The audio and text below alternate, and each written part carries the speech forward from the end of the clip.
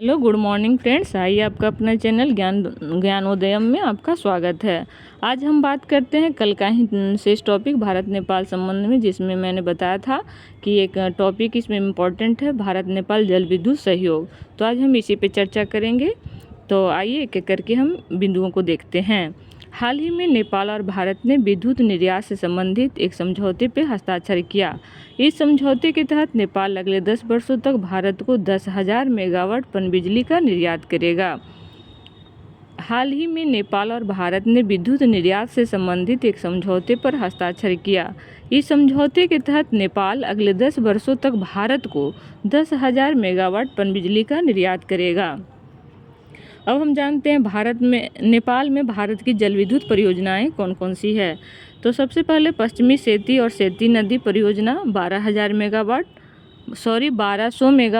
कोसी नदी पर सप्तकोशी उच्च बांध परियोजना, महाकाली संधि 6,480 मेगावाट, अपर कर्णाली परियोजना 900 मेगावाट और अरुणा 3 परियोजना 900 मेगावाट, फुकोट कर्णाली जल विद्युत परियोजना NHPC और VUCL नेपाल के बीच समझौते के माध्यम से किया गया।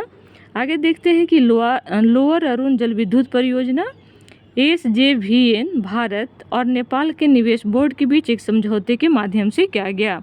अब हम देखते हैं कौन कौन सी नदी पर कितना कितना मेगावाट का जल विद्युत परियोजनाएं संचालित है। तो सेती नदी 450 megawatt, Budhi Gandak 1200 megawatt, Mugu Karnali 1920 megawatt, Tamakoshi 650 megawatt, upper Arun 1061 megawatt, Arun तृतीय 900 मेगावाट, पश्चिमी Seti 750 megawatt, upper Karnali 900 megawatt, Phukot Karnali 480 megawatt, Arun fourth 695 megawatt, Tamor 782 megawatt और लोअर अरुण 679 मेगावाट। तो ये था भारत और नेपाल के बीच कौन कौन सी नदी पर कौन कौन सी परियोजनाएं संचालित है। अब हम बात करते हैं कि भारत के लिए सहयोग का महत्व क्या है।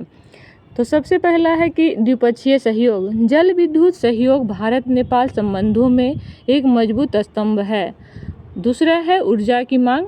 नेपाल की प्रचुर जल संपदा और व्यापक जल विद्युत क्षमता भारत की बढ़ती ऊर्जा आवश्यकताओं को पूरा कर सकती है। तीसरा है चीन कारक।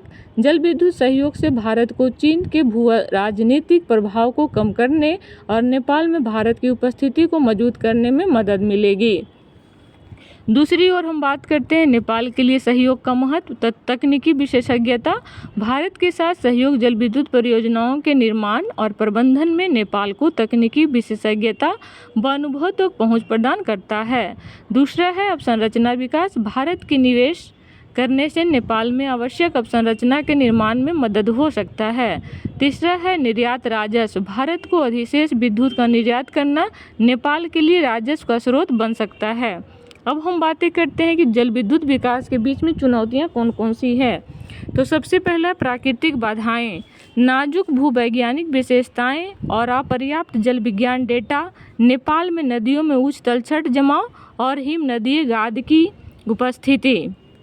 दूसरा है कि अवसंरचना का अभाव, परिवहन सुविधाओं तक पर्याप्त पहुंच का अभाव और बिजली निकासी के लिए ट्रांसमिशन ग्रिड की कमी से परियोजनाओं की व्यवहार्यता कम हो जाती है। तीसरा है कि चीन से संबंधित चिंता। भारत नेपाल में चीनी कंपनियों द्वारा संचालित जल विद्युत परियोजनाओं द्वारा उत्पादित ऊर्जा खरीदने के प्रति अनिच्छुक है। ग्रिड तक तीसरे पक्ष की पहुँच के लिए नीति और विनियामक तंत्र का अभाव है। अगला है कि जल साझाकरण से जुड़े मुद्दे। बड़ी बहुउद्देशीय परियोजनाओं के साथ साथ डाउनस्ट्रीम जल के उपयोग और बाढ़ नियंत्रण आदि का मुद्दा भी उठाया जाता है। अब हम बात करते हैं कि भविष्य में इनमें क्या क्या संभावनाएं हो सकती है। तो सबसे पहला है कि लचीला और प्रभावी बुनियादी ढांचा।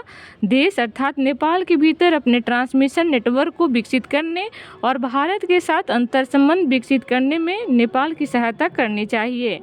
दूसरा है दीर्घकालिक सहयोग के रूप में जल विद्युत। दोनों देशों को नेपाल में जल विद्युत परियोजनाओं को दीर्घकालिक सहयोग और क्षेत्रीय स्थिरता के प्रवर्तक के रूप में देखना चाहिए।